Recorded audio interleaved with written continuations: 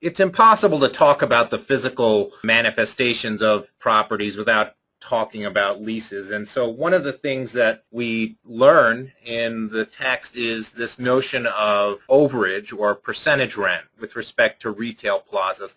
Can you just give a basic description of why does it make sense for a landlord to essentially be able to take a tax on sales in a plaza? Well, it's not a it's interesting. It's more from the retailer's point of view. Namely, again, when I'm a retailer and I'm renting from you, especially complex retail, highly interactive, highly spontaneous consumption retail, what I'm paying you for as a retailer is creating an environment that attracts customers.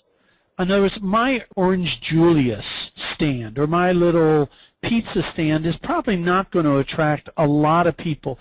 Therefore, I need an environment that is quite rich. And, of course, every landlord is going to tell you my retail environment attracts all these people and everybody's going to shop at your place. So you say, okay, fine, put your money where your mouth is. If you believe that people are going to come, then make some of the rent dependent on them coming.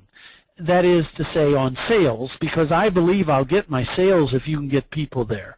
So to create a retail environment, to create those synergies, those positive spillovers between retailers, you make that rent. Well, and if you think about why aren't there percentage rents in office, well, everything's internal. It's not about you created an environment where my business can occur.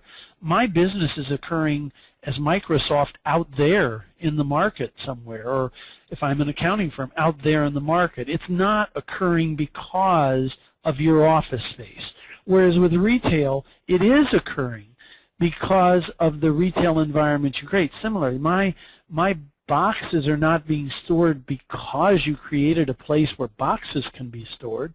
I got to store my boxes somewhere. So that's why you'll see percentage rents with the retailer basically telling the landlord, prove it to me. Right. And that's why the more complex the retailing is, the more I depend on a retail environment, the greater that there's a reliance on percentage rents.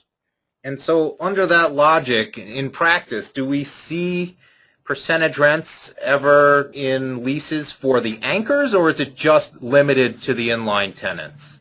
It's generally limited to the inline tenants because if I'm the anchor, I'm telling you, hey, I'm making the place. I'm the one bringing the customers with my sale advertisements in particular.